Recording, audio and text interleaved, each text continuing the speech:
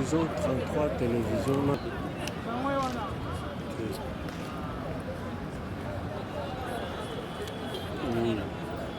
Je vais donner des rapports pour Horizon.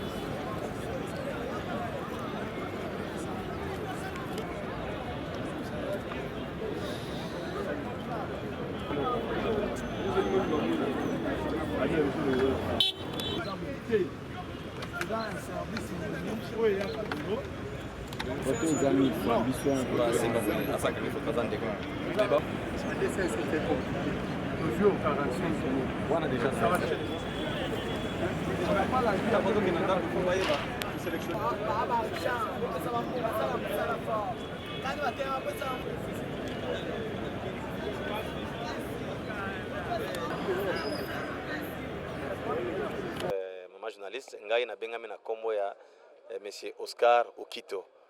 Monsieur Oscar Okito nazali nani? Nazali superviseur national ya corps ya sapeur pompier, autrement appelé na Kinshasa la police d'incendie.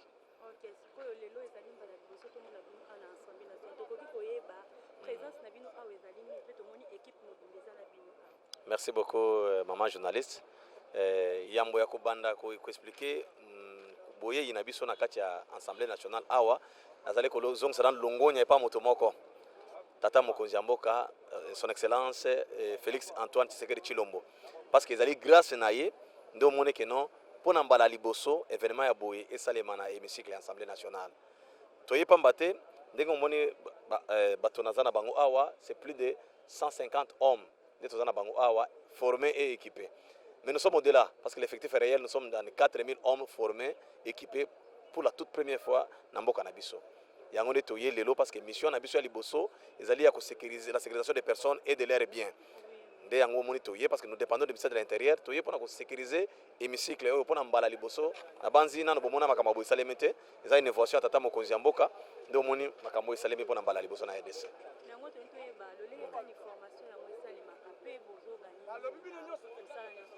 Merci beaucoup maman.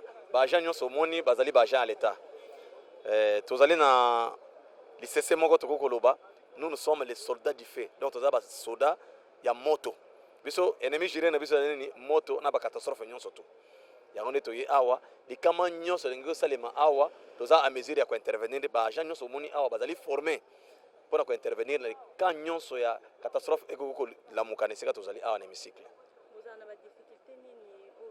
Tout à fait. Wana penza. Merci beaucoup maman. Merci. Moto tali ko bunda sikoyo kone eloko makanisi oye kota na mitu ya ba congolais nyonso. Tango tunginda zotamula mutuka. Mais na kati ya mutuka nayo ata moi dispositif ya prévention ezalité. Maman soki mutuka sali court circuit. Na esika tozali wa zelo ezalité. Okoma moto nani? Nani? Nde yango tozali ko belela ngonga nyonso keno moto nyonso tu oza na mutuka. Oza na entreprise, oza na ndako na, oza na bureau na yo. S'équiper na ba dispositif anti-incendie. Soit vous en avez un conseil, les cas de direction de la protection civile du ministère de l'Intérieur. Pour que nous pour la prévention et le ministère de l'Intérieur, la direction de la protection civile. Donc, comment l'expert est orienté.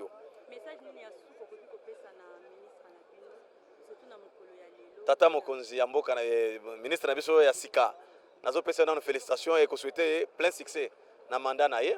Et nous avons mis sur le service. Service ezali service ko la muisa peut-être même attendre na moni tata mokozi nani premier ministre alobi pona makambo etali musolo mais na nzela ya service oyo toko mobiliser même 50% ya recette ya budget ya mboka na biso et toko ko démontrer on a voix média boyete mais to sengi quand même que non amitié maile na ye biso toko tia maile na biso en jeu toko la ndenge ni toko mobiliser même 50% ya recette ya budget ya mboka na biso. Merci beaucoup madame.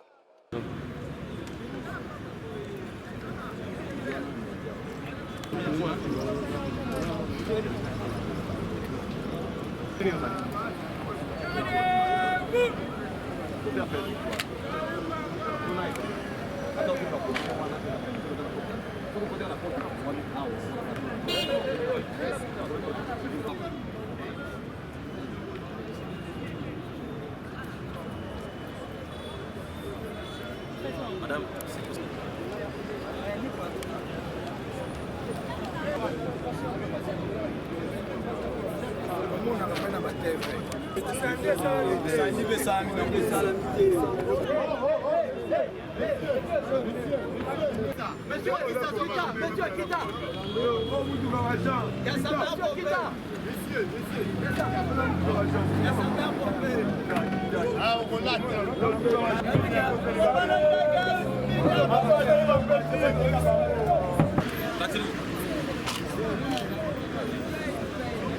peux parler même en français. Bonjour. Bonjour. Comment vous allez? Non, je vais bien. Vous avez vu, c'est pour la première fois que vous pouvez être ici à l'Assemblée nationale. Oui, Vous êtes de quel service?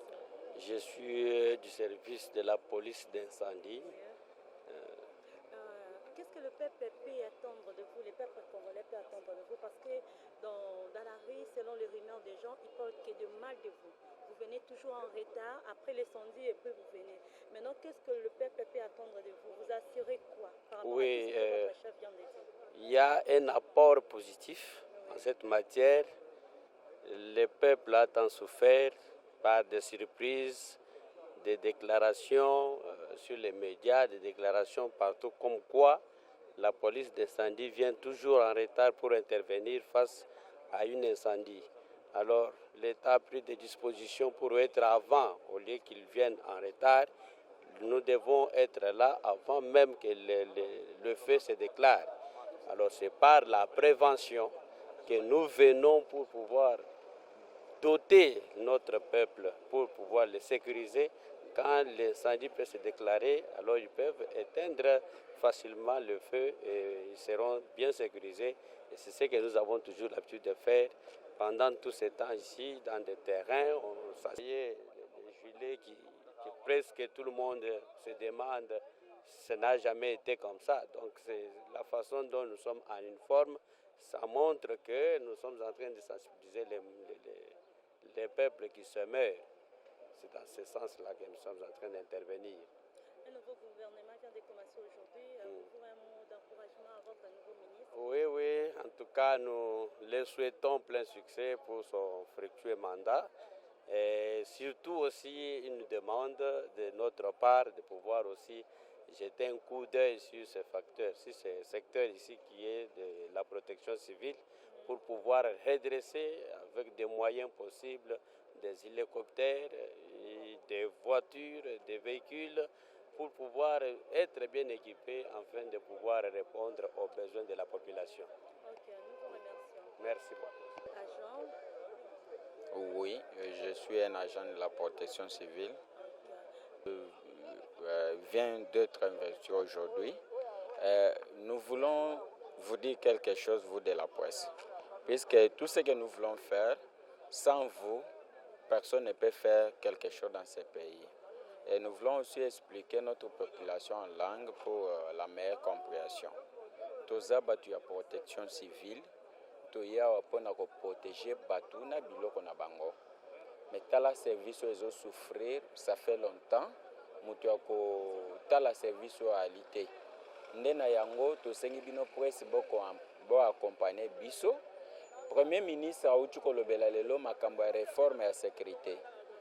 Biso batu toali liboso na bino toza batu ya protection civile. Nous dépendons du ministère de l'Intérieur. Notre mission principale est ya kobatela batu obe na biloko na bango. Ndena yango ndeko mwasi tosengi na bino à travers ba média na bino bakonzi bayoka biso tozali na makoki ya ko sécuriser batu pe ko sécuriser biloko na bango. Tozali service moko ya pamba te. Tozali un service générateur de recettes. Toza ko mobiliser ba recette po ekota na compte ya l'État et matisa pe budget ya mboka na biso. Ndena yango soki bomoni biso awa toye lokola batu balobaka nous intervenons avant, pendant et après. Avant elingi koloba ngana ye na société na yo na misiki la mbula matari kotalisa ete tala lelo manifestation ya lia munene na ena dispositif na ngana tie avant que moto eya. Pendant na vandi na yebisi yo tala moto ekoki koya mais soki ngana alite il faut utiliser eloko oyo basalaka yango boye. Après, c'est-à-dire moto ye ne na yena mutuka na ngai. Balobi yango mingi ndenge touti ko expliquer bino yango ya en travers ya gouvernement enyo sacré à travers pe ya presse na biso ya RDC tosengi na bino premier ministre atela biso likamboyo tokoka kosunga population ko protéger ye en travers makambo eza kosalema na territoire national na biso. Tomoni na ba pays tomonaki yango ba pays étrangers avant premier ministre qui est en aéroport, président de la République, il faut toujours les sapeurs-pompiers. D'abord, nous avons la grâce. Président Nabiso Aza, premier sapeur-pompier, il y a RDC. Tosengi na ya intervenir dans Makamboyo, Pebinobo intervenir en travers ya Mbedja, Madame Tokobo Sana.